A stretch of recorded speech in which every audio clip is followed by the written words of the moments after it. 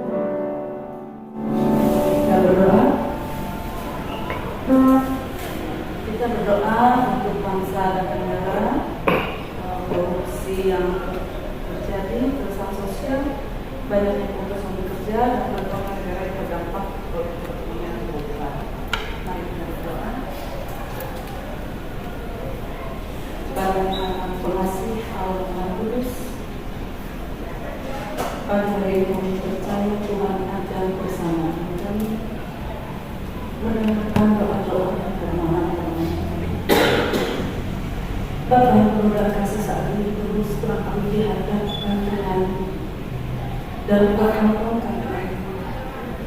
kemudiannya krisis pemahaman, krisis keluarga, krisis ekonomi, perekonomian, sosial dan krisis ekonomi. Tuhan Yesus, kami mohon Tuhan berilah kepada kami hikmat untuk selalu bermohon kepada Tuhan untuk perbaikan bangsa dan negara ini. Kami juga dipertontonkan dengan perang di negara adu kuasa. Jangan biarkan Bapak negara-negara lain juga ikut terseret. Biarlah negara kami, negara Indonesia, boleh tetap netral. Presiden dan seluruh jajarannya boleh Tuhan beri hikmat agar mereka lebih mementingkan masyarakat dan rakyat mereka. Saat ini Bapak, kami juga mengalami banyak sekali bencana yang berdampak kepada krisis ekonomi, khususnya krisis ekologi. Banyak rumah-rumah yang hancur, mereka tidak punya rumah lagi, mereka tidak punya pekerjaan lagi. Kasihan mereka. Bukalah pintu untuk berkat kepada mereka melalui tangan-tangan yang Tuhan.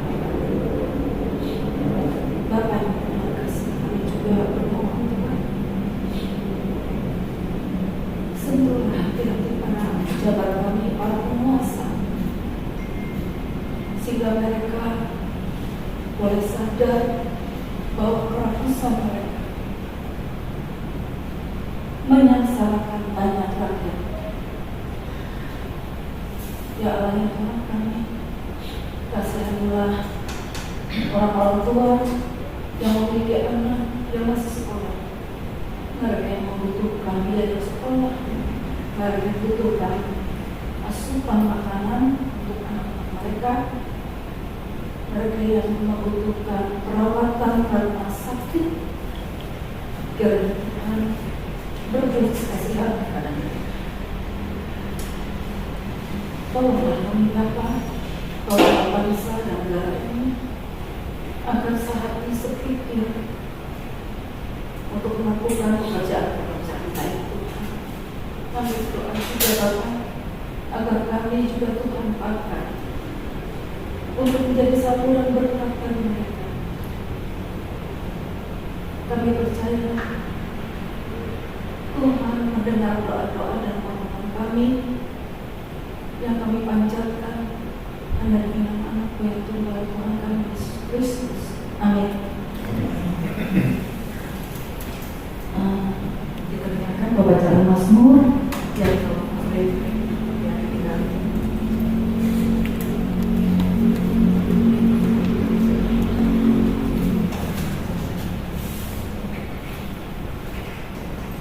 Selamat pagi Bapak Ibu terkasih di dalam Tuhan Yesus Kristus. Bacaan pagi hari ini terambil dari Mazmur 22 ayat 1 sampai 24. Untuk pemimpin biduan menurut lagu Rusa di Kala Fajar, Mazmur Daud. Allahku, Allahku, mengapa Engkau meninggalkan aku? Aku berseru, tetapi Engkau tetap jauh dan tidak menolong aku. Allahku, aku berseru-seru pada waktu siang, tetapi Engkau tidak menjawab, dan pada waktu malam, tetapi tidak juga aku tenang. Padahal Engkaulah yang kudus, yang bersemayam di atas puji-pujian Israel. Kepadamu nenek moyang kami percaya, mereka percaya, dan Engkau meluputkan mereka. Kepadamu mereka berseru-seru, dan mereka diluputkan. Kepadamu mereka percaya, dan mereka tidak mendapat malu. Tetapi aku ini ulat dan bukan orang, celah bagi manusia, dihina oleh orang banyak. Semua yang melihat aku mengolok-olok aku. Mereka mencibirkan bibirnya, menggelengkan kepalanya. Ia berserah pada Tuhan. Biarlah Dia yang meluputkannya, biarlah Dia yang melepaskannya, sebab Dia berkenan kepadanya. Engkaulah yang mengeluarkan aku dari kandungan. Engkaulah yang membuat aku aman pada dada ibuku. Kepadamu aku telah diserahkan sejak aku lahir. Sejak dalam kandungan ibuku, Engkaulah Allahku.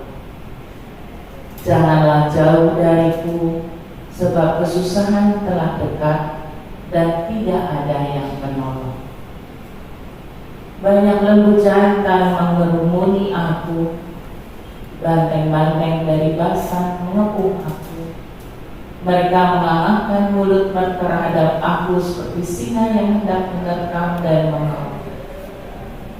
Seperti air aku tercurah dan semua sendi tulangku seperti terlepas. Hatiku menjadi seperti lilin meleleh dalam dadaku. Kekuatanku mengering seperti beling, lidahku melekat pada langit-langitku, dan dalam debu maut Kau letakkan aku. Sebab anjing-anjing mengerumuni aku, gerombolan penjahat mengepung aku, mereka menusuk tangan dan kaki. Segala tulangku dapat kuhitung, mereka menonton, mereka memandangi aku. Mereka membagi-bagi pakaianku di antara mereka, dan mereka membuang umbi atas jubahku. Tetapi Engkau, Tuhan, janganlah jauh. Dia kekuatanku, segeralah menolong aku. Lepaskanlah aku dari pedang dan nyawaku dari cengkraman anjing. Selamatkanlah aku dari mulut singa dan dari tanduk banteng. Engkau telah menjawab aku, maka aku mau menceritakan namamu kepada saudara-saudaraku dan memuji-muji Engkau di tengah-tengah jemaat. Kamu yang takut akan Tuhan, pujilah Dia. Segenap anak cucu Yakub, muliakanlah Dia, dan gentarlah terhadap Dia, hai segenap anak cucu Israel. Demikian Mas. Terima kasih Bu Ri. Kita lanjutkan dengan untuk kedua Ibu Sylvia.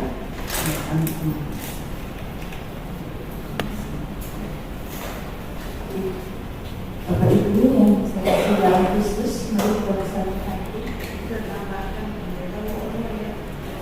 topiknya satu lagi untuk lingkang tadi malam di bawah lagi ke rumah sakit karena perdarahan sebelum mau di status ya.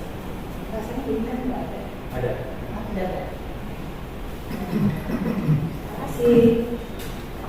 Mari Bapak Ibu kita satukan hati.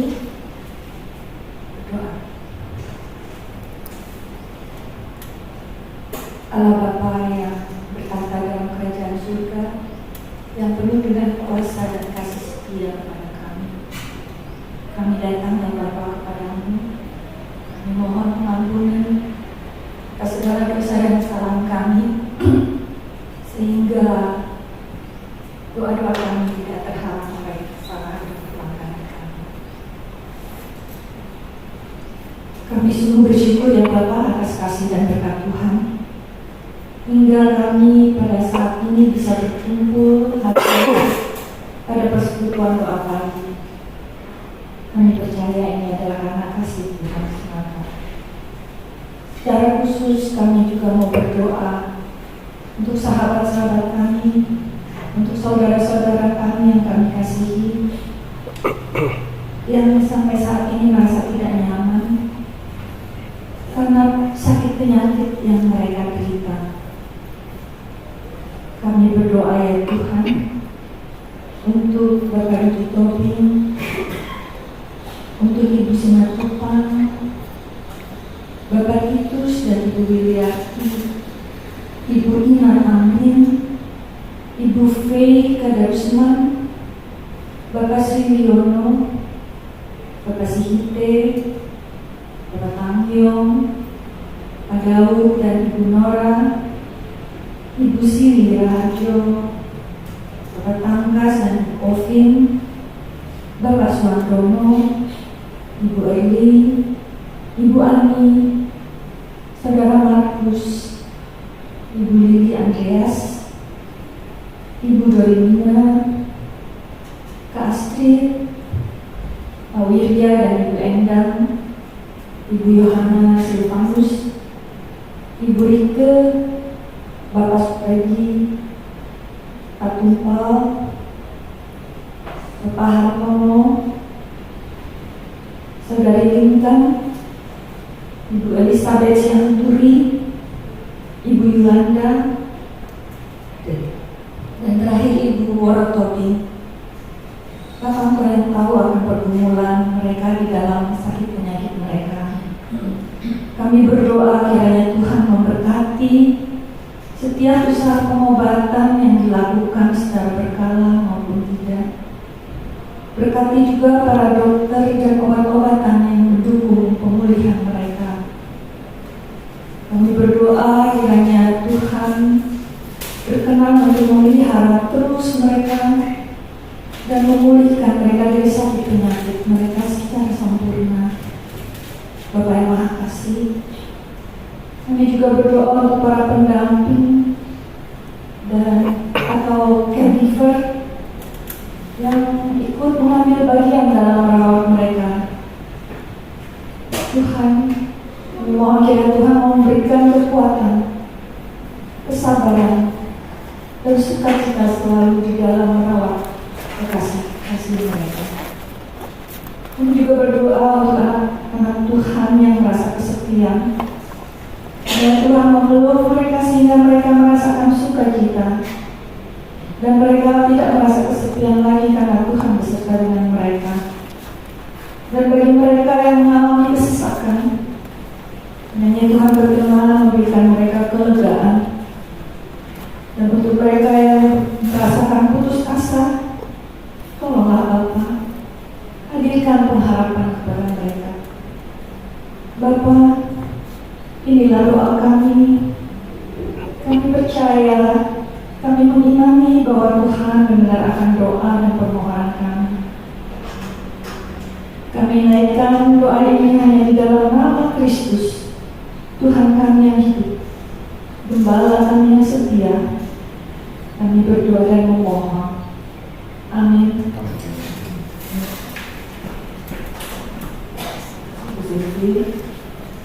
Doa ketiga, kami silakan Ibu Katriana. Nyanyi dulu.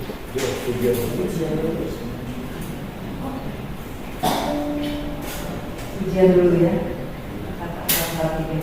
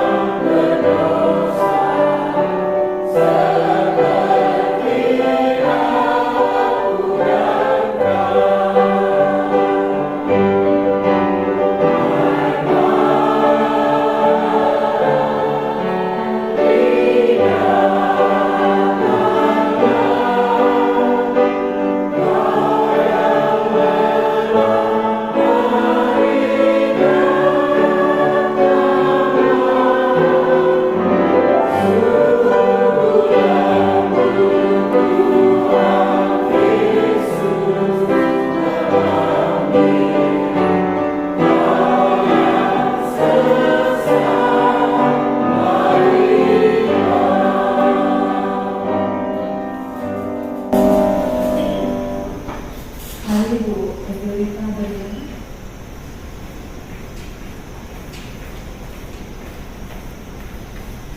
Selamat pagi Bapak Ibu sekalian.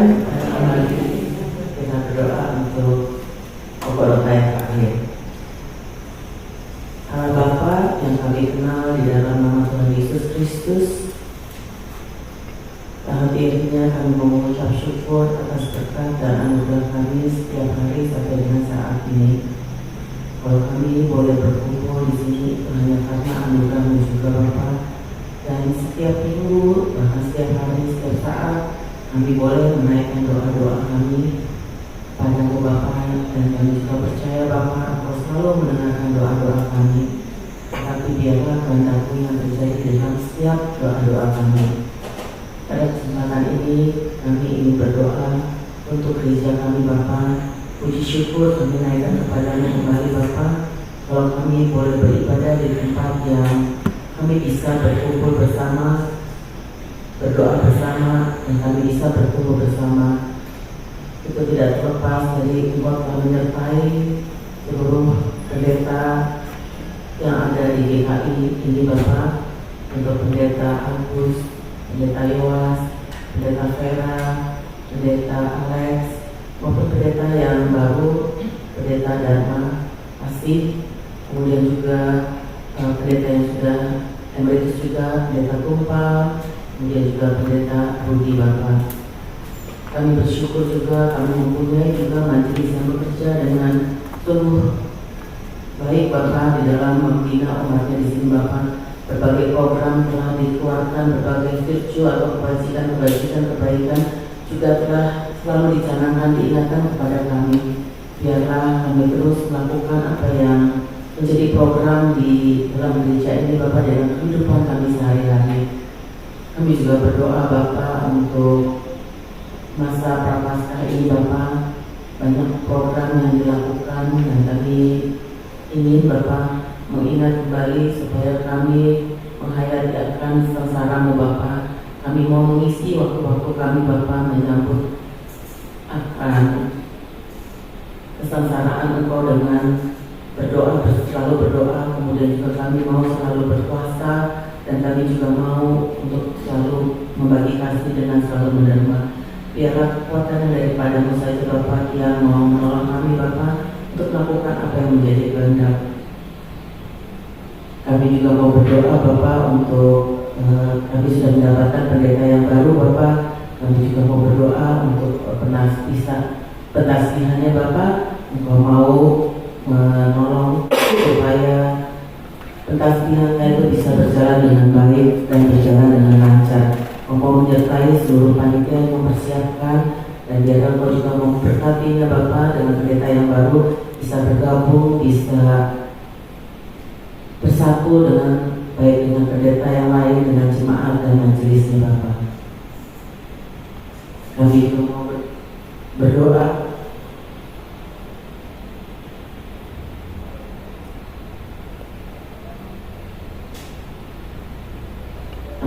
berdoa Bapak untuk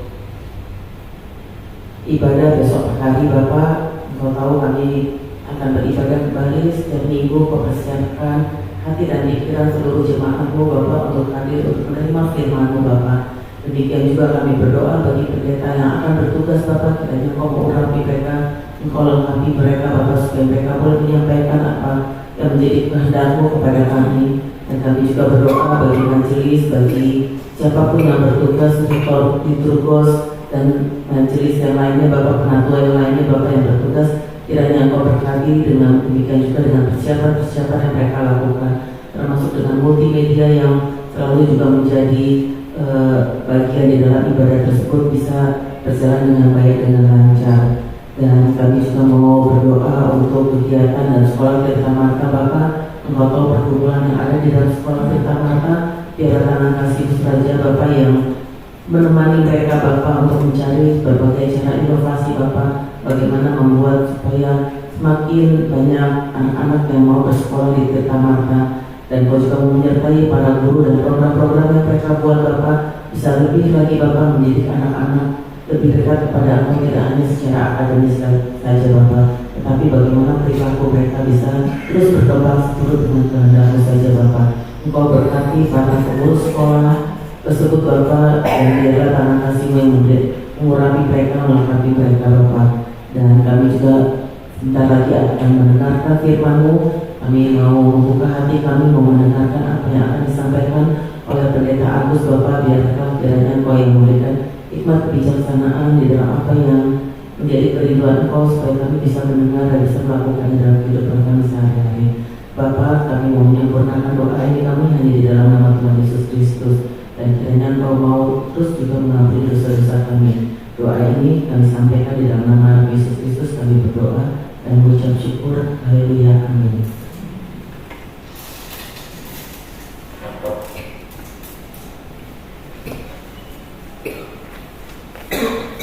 Kami persilakan Pak Hakim.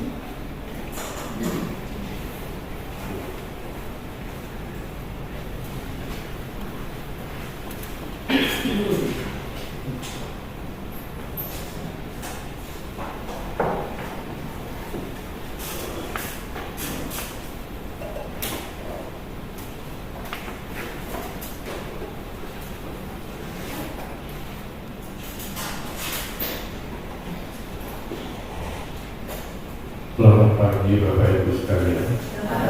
Saya akan membacakan firman Tuhan dari Lukas 9 mulai ayat 18 sampai 27. Lukas 9 mulai ayat 18. Pada suatu kali ketika Yesus berdoa seorang diri, datanglah murid-muridnya kepadanya. Lalu ia bertanya kepada mereka, kata orang banyak, siapakah aku ini? Jawab mereka, Yohanes Pembaptis, yang lain mengatakan Elia, yang lain lagi mengatakan bahwa seorang dari nabi-nabi dahulu telah bangkit. Yesus bertanya kepada mereka, menurut kamu, siapakah aku ini? Jawab Petrus, Mesias dari Allah. Lalu dengan keras Yesus memperingatkan mereka supaya jangan memberitahukan hal itu kepada siapapun.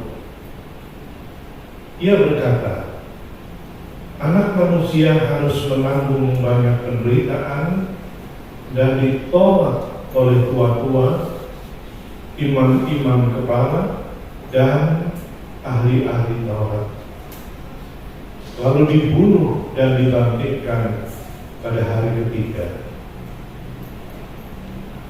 Yesus berkata kepada mereka semua, jika seorang mau mengikut aku, ia harus menyangkal dirinya, memikul salibnya setiap hari, dan mengikut aku. Karena siapa saja yang mau menyelamatkan nyawanya, ia akan kehilangan nyawanya. Tetapi siapa yang kehilangan nyawanya karena aku, ia akan menyelamatkannya. Apa gunanya seseorang memperoleh seluruh dunia, tetapi ia membinasakan dan merugikan dirinya sendiri? Sebab siapa saja yang malu karena aku dan karena perkataanku, Anak Manusia juga akan malu karena orang itu.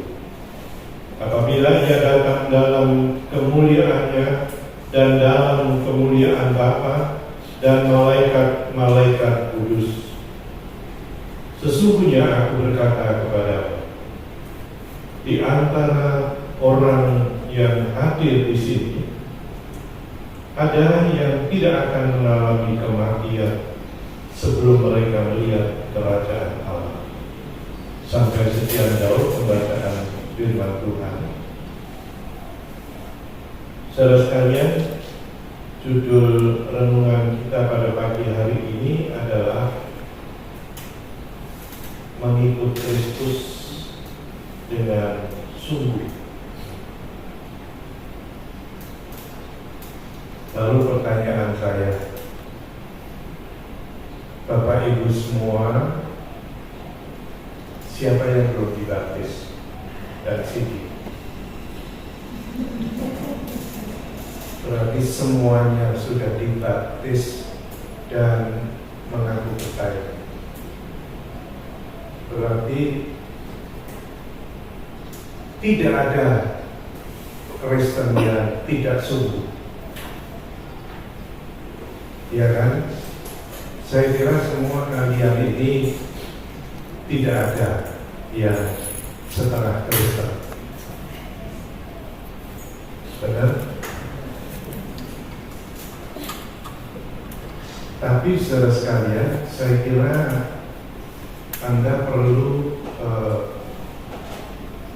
mendefinisikan Kristen Anda itu macam apa.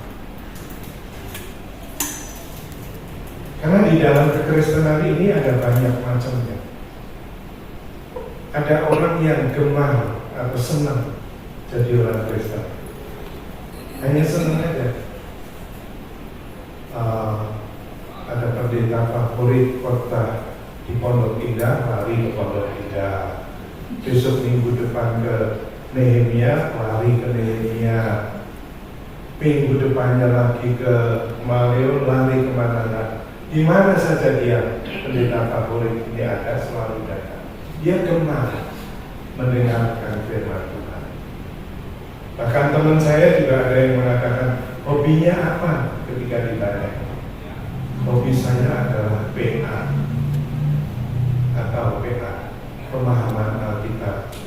Saya pikir ini orang laku sih banget. Di mana-mana PA itu nggak laku. Coba di Pondok Indah ini, di antara 5.000 anggota jemaat, kalau ikut PA berapa? Siapa yang pernah ikut PA? Siapa yang ikut mati gulung? Baru 1, 2. Di antara kita ada cuma 12. Tapi dia berani-beraninya mengatakan hobinya PA. Saya nggak tahu PA beneran apa. Jadi ada tipe orang Kristen yang memang gemar, senang, tetapi tidak menghidupi.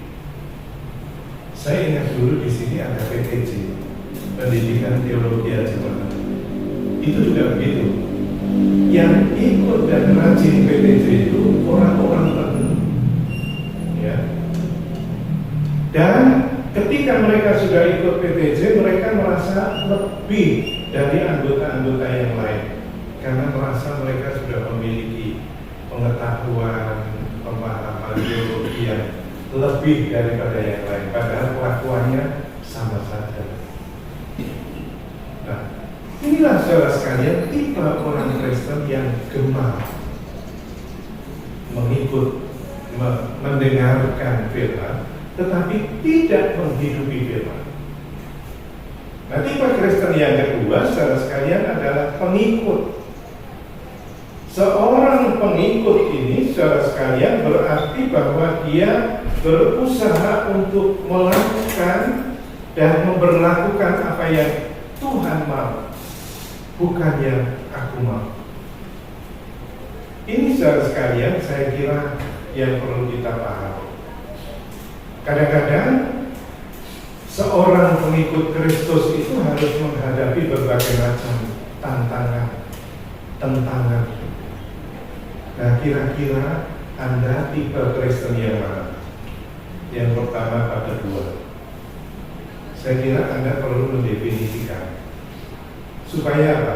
Supaya kita bisa memiliki komitmen yang jelas, ya. Antara teman dan sahabat itu beda. Beda lagi bersama dengan pasangan. Karena kita kan punya yang namanya teman itu, kita tahu definisinya.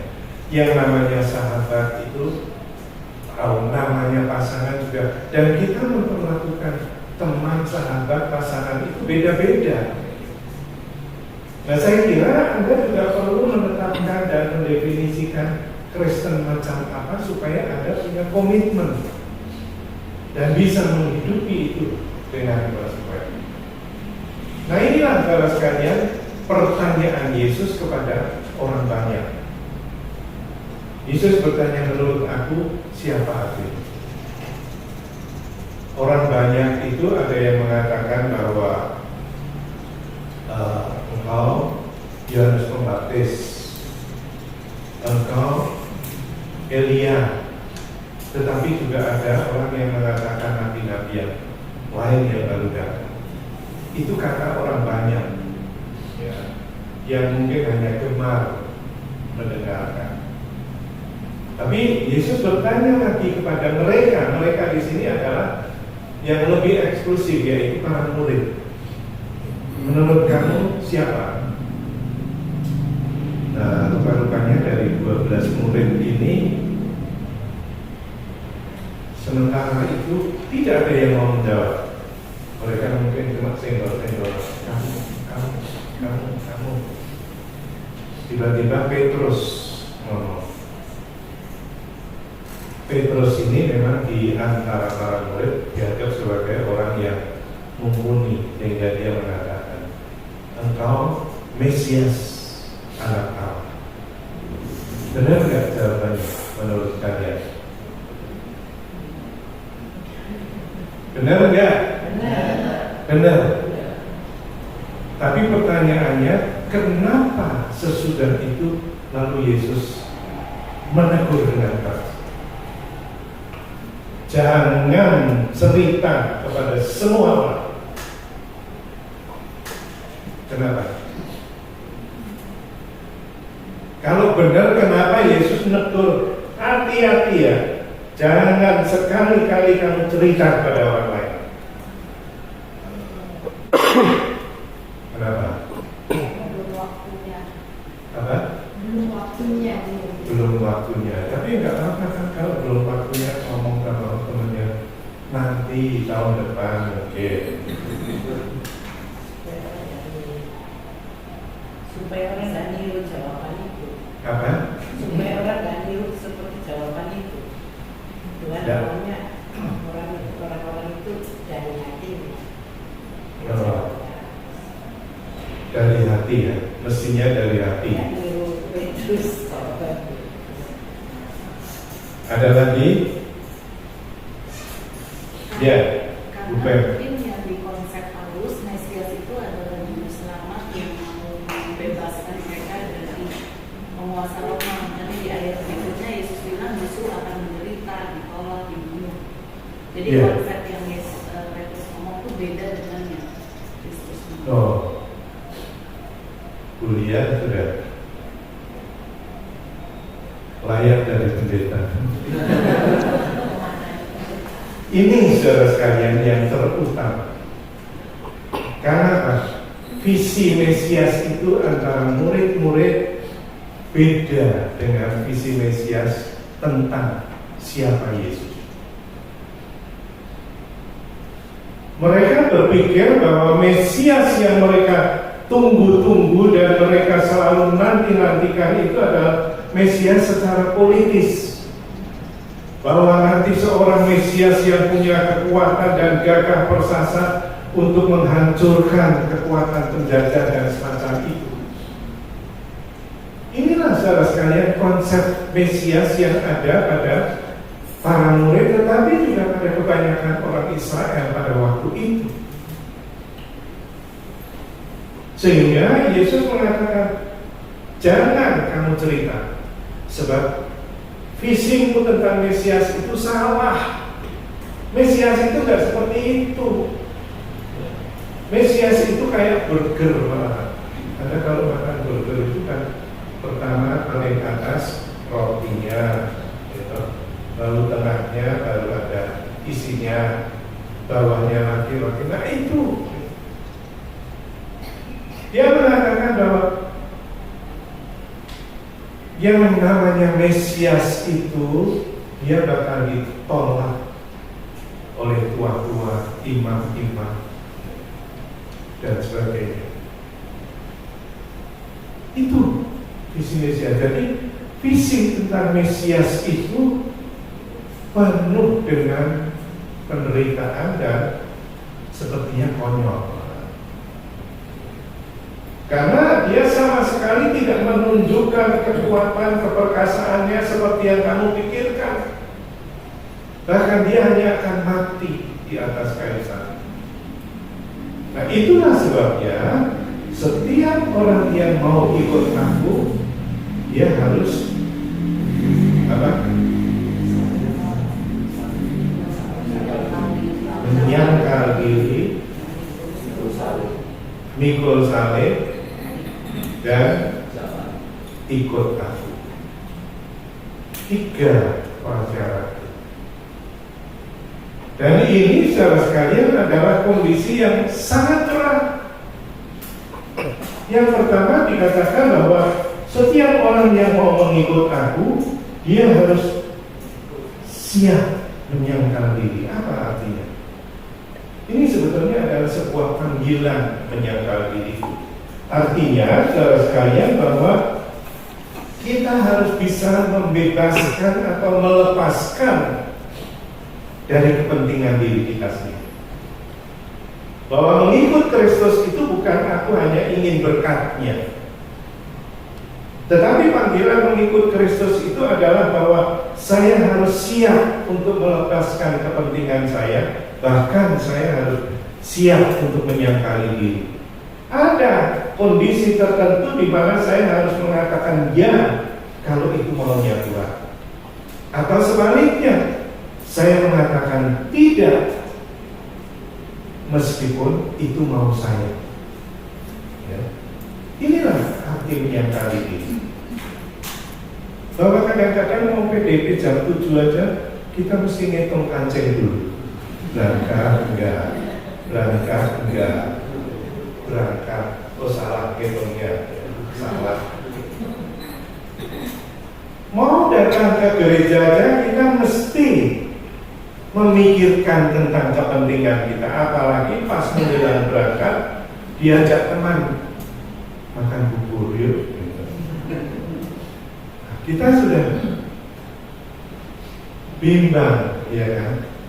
Nah, menyangkal diri itu saudara sekalian kita harus berani mengatakan tidak kalau memang itu bukan kehendak Tuhan.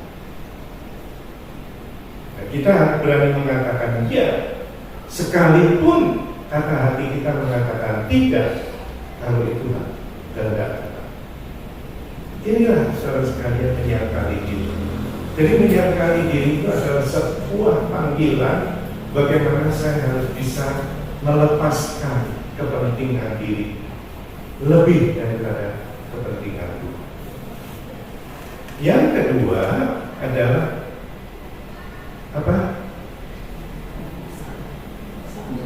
Kedua apa? Mikul salib. Ya. Mikul salib ini lebih berat lagi saudara sekalian. Karena salib itu bukan lambang kebahagiaan, tapi salib itu adalah lambang penderitaan. Ya.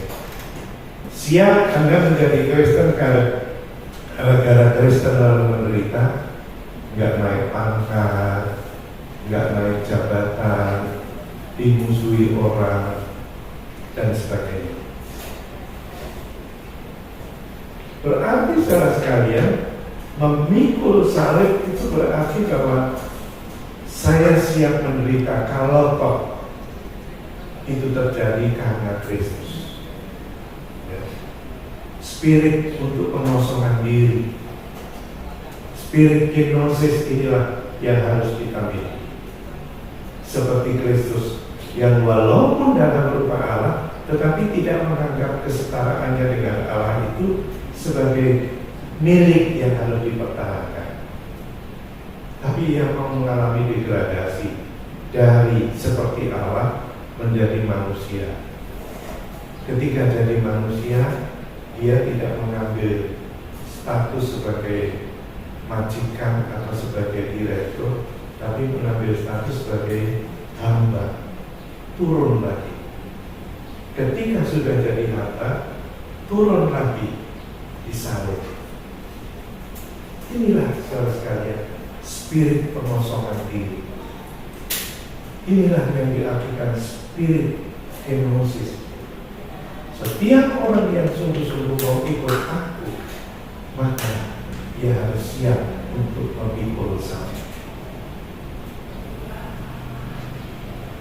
Tidak ada sesuatu yang bisa kita gantikan, kecuali kita harus mengikut Dia secara konsisten. Dan yang ketiga adalah ikut aku. Ikut aku ini kalau dalam bahasa Jawanya sebetulnya lebih jelas. Ngintil. Tahu? Siapa yang dari Jawa? Ngintil.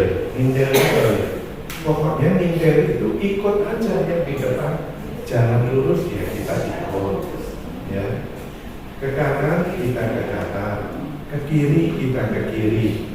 Masuk jurang ya ikut. Masuk jurang itu namanya mengikut aku, itu namanya ngintil. Kalau bahasa Jawa lebih jelas, orang bilang ngintil gitu aja orang udah paham ya. Nah inilah saudara sekalian konsekuensi mengikut Kristus dengan sungguh-sungguh. Siap Anda? Siap enggak?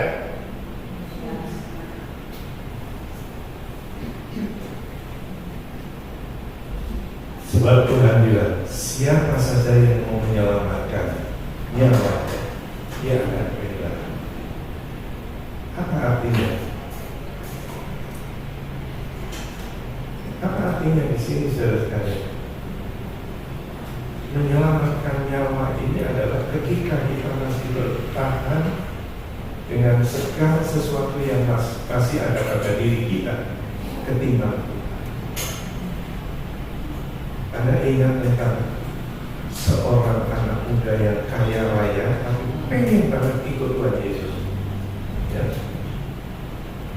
Dan apa yang harus aku lakukan? Aku pengen ikut. Aku sudah melakukan segala perintahmu dan ketetapan-ketetapan. Oh, kalau itu gampang. Jual hartamu, bagikan kepada orang miskin, lalu ikut aku. Gak jadi pulang. Ada sesuatu yang masih melekat di dalam diri, dan itu yang mau tetap dia selamatkan. Dan Tuhan mengatakan, enggak layak. Kalau kamu masih punya ilah, kamu masih punya mamon, dan kamu masih bertahta pada kuasamu sendiri dan sebagainya, kamu bakal kehilangannya.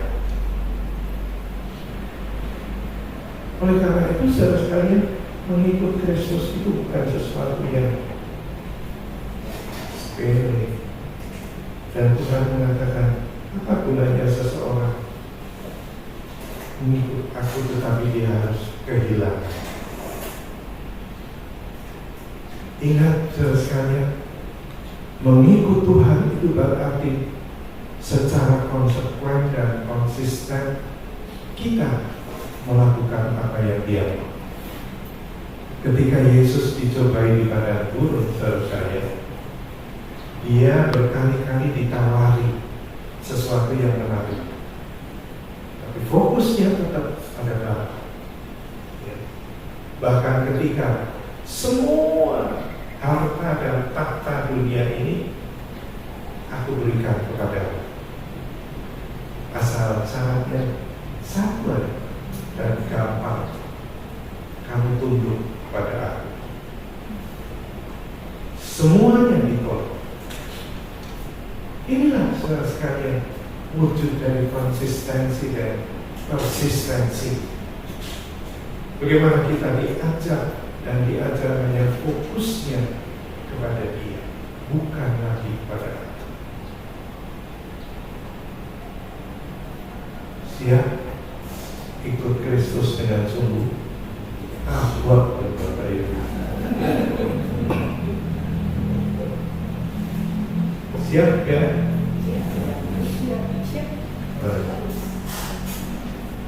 Jawabannya gampang. Siap. Meskipun di sini kelihatan salah, begitu keluar salah.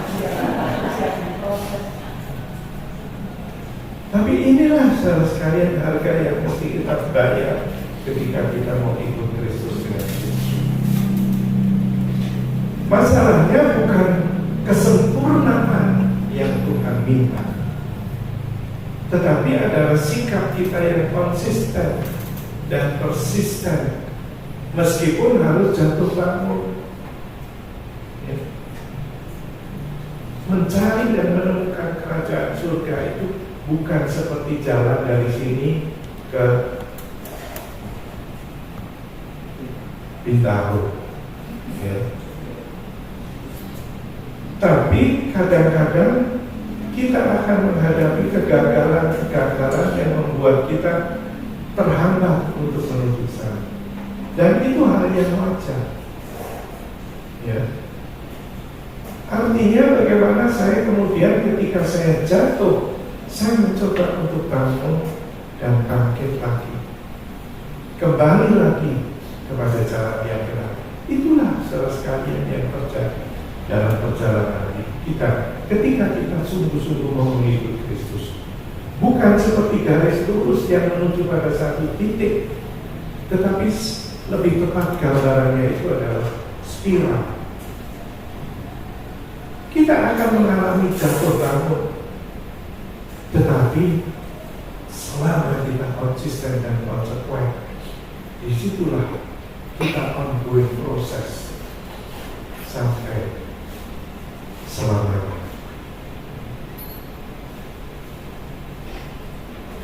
Ya, sampai di sini dulu ada kali.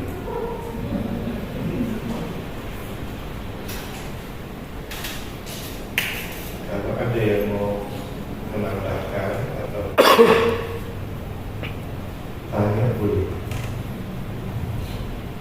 Saya bagus mau nanya. Silakan, Pak Manolo. Iya, Pak. Dari Lukas 9, Pak, ayat 27. Ya, saya sudah tahu. Pasti itu yang mana. Saya apakah Judas masih ada di situ, Pak? Mengapa Pak Manolo? Ya, Pak. Apakah Judas masih ada serta dengan muridnya, Pak? Sebab ayat 27. Apakah dia sudah melihat kerajaan Allah atau belum? Dia sudah meninggal itu? Ya, saya juga mikir begitu, Pak. Murid-muridnya sudah semuanya sudah pada mati dulu, belum ada lihat kerajaan Allah. Kita juga belum sampai lihat kerajaan. Apa yang dimaksudkan itu? Pertanyaannya kan itu, ya, bahwa dari mereka yang hadir ini ada orang-orang yang tidak akan mati sebelum lihat kerajaan Allah. Siapa yang dimaksudkan kira-kira? Nah, banyak penafsir yang mengaitkan ini dengan perikop sesudah itu, yaitu transfigurasi. Dikatakan di dalam Lukas 9 ini lanjutnya, 8 hari kemudian Yesus pergi bersama dengan berapa muridnya? 3, yaitu Agus,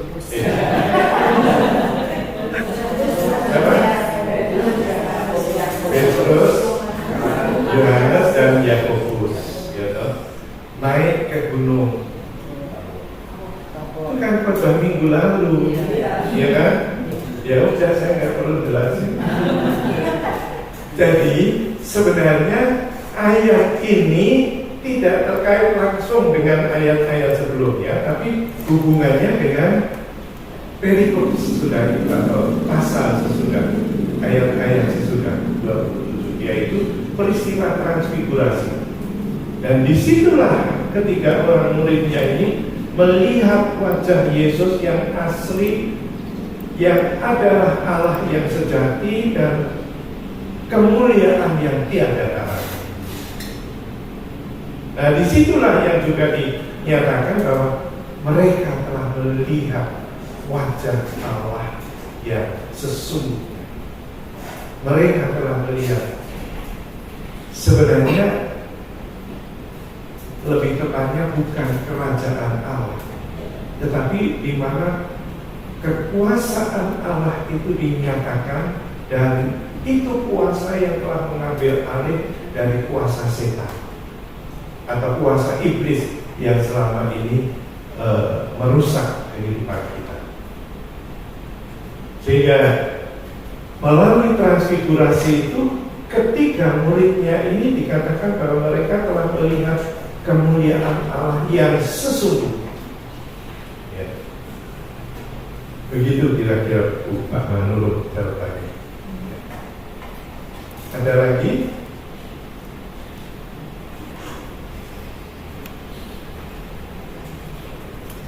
Sudah bisa sana.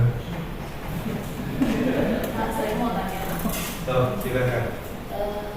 Ketika kita mengerjakan dengan setia gitu ya, atau berupaya walaupun mungkin jatuh bangun mengikut Kristus, mengikut salib setiap hari, tapi bukan ujungnya Tuhan nggak kasih penderitaan gitu. Justru Tuhan dalam tanda kutip memuliakan kita gitu, menempatkan kita dalam sebuah situasi yang kayak reward yang Tuhan kasih gitu. Itu saya alami gitu dalam hidup sehari-hari. Kadang-kadang suami saya suka marah sama saya gitu. Kamu kok biarin sih orang ngenceng-ngenceng kamu gitu, jadi kamu keset gitu kan. Terus saya suka bilang sama dia, ya itu bukankah itu panggilan hidup kita sebagai seorang hamba. Kadang-kadang kita nggak pulang membela diri kita, menunjukkan siapa kita gitu kan. Tapi terus saya bilang, sepanjang hidup saya ketika saya mengerjakan itu, saya justru melihat Tuhan justru memberi kemuliaan demi kemuliaan gitu yang saya nggak nyangka gitu. Itu sebuah kesaksian gitu ya. Satu kali saya mengerjakan dengan setia sebuah pekerjaan gitu di organisasi profesi saya gitu. Terus suami saya suka komplain, kok tiap hari kamu sampai malam jadi Saya mesti mendekat. jadi kacungnya orang-orang gitu ya. Terus saya bilang nggak apa-apa, saya kerjakan ini buat Kristus gitu ya. Terus satu waktu saya diberikan jabatan yang cukup tinggi gitu di organisasi profesi yang saya sendiri nggak nyangka. Dan saya melihat kesaksian hidup saya, kadang-kadang saya hanya lakukan itu buat Kristus. Justru Kristus kayak memberi saya hal-hal yang saya nggak pernah pikirkan juga, bayangkan gitu. Tuhan kasih gitu. Itu yang saya alami gitu. Jadi kok agak different gitu ya, bukan penderitaan tapi Tuhan justru kasih yang hal-hal yang I cannot imagine gitu ya, bukan muliakan lah gitu ibaratnya. Itu apa ya Pak gitu? Ya.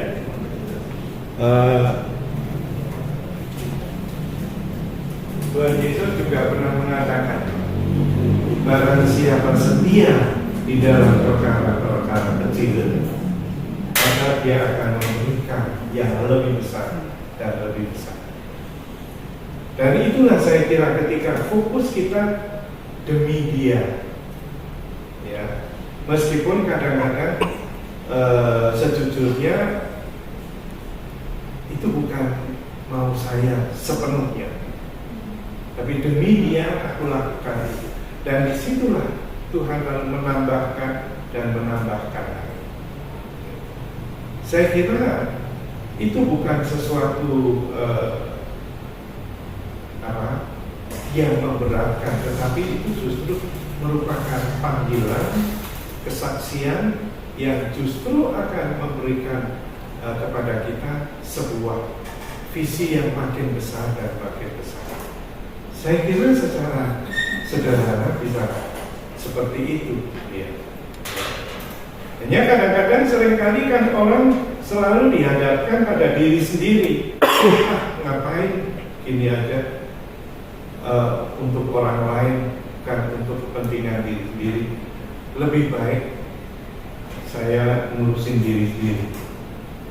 Suatu saat ada orang diajak berdoa untuk orang lain, ya. Tapi jawabannya doa untuk diri sendiri aja nggak habis-habis, untuk orang lain.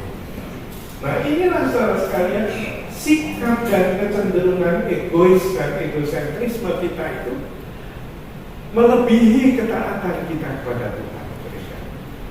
Jadi musuh paling besar buat kita sebenarnya bukan orang lain, diri kita sendiri. Bagaimana saya hidup menghamba, bagaimana saya memiliki spirit pengosongan diri itu demi Dia, bukan demi kepentingan. Dan inilah saudara sekalian yang gak gampang ikut Kristus. Dikira pendeta itu mesti masuk surga. Tuh. Ya. Sebab bukan setiap orang yang berseru pada tuntunan Tuhan akan masuk surga, tapi hanya mereka yang melakukan.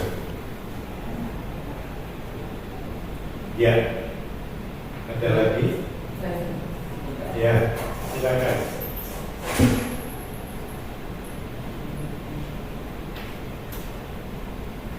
Saya mau tempat kedua. Saya cuma mau bertanya. Saya di kantor saya itu pernah jadi supervisor ya, jadi bukan bos gitu kan. Nah, di kebiasaan di perusahaan saya itu tiap tahun kita ada kenaikan gaji gitu kan. Dan itu yang menentukan kenaikan gaji itu bos di tiap departemen kayak gitu kan ya. Jadi dia begitu. Nah, suatu saat waktu sudah ada kenaikan gaji, semua orang sudah tahu. Nah, ada anak buah saya yang Kristen, tapi Kristennya yang agak fanatik gitu loh. Apa ya? Nah, terus dia tuh, saya nggak tahu kan, bos saya yang menentukan kan ini naik berapa persennya sepertinya, dan harus ada yang tidak naik, gitu. Nah, itu bos yang di atas yang bilang pokoknya harus ada satu orang yang dalam tanda petik dikorbankan, dia tidak naik. Nah, dia datang ke saya, dia bilang, ya kan, kenapa saya tidak naik gaji? Nah, tahu saya bilang tanya bos, ya tapi kan menurut kata Tuhan, nggak tahu.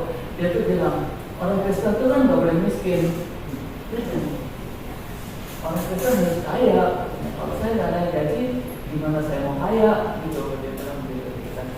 Terus saya bilang gini, ya kamu minta sama Tuhan aja, dia bilang gitu, supaya bos itu diganti gitu loh.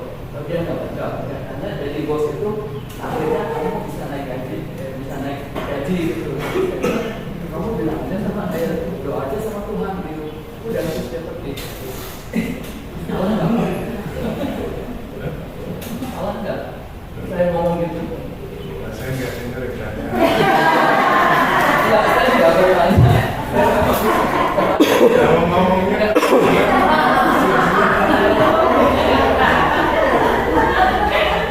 Kursinya di sini.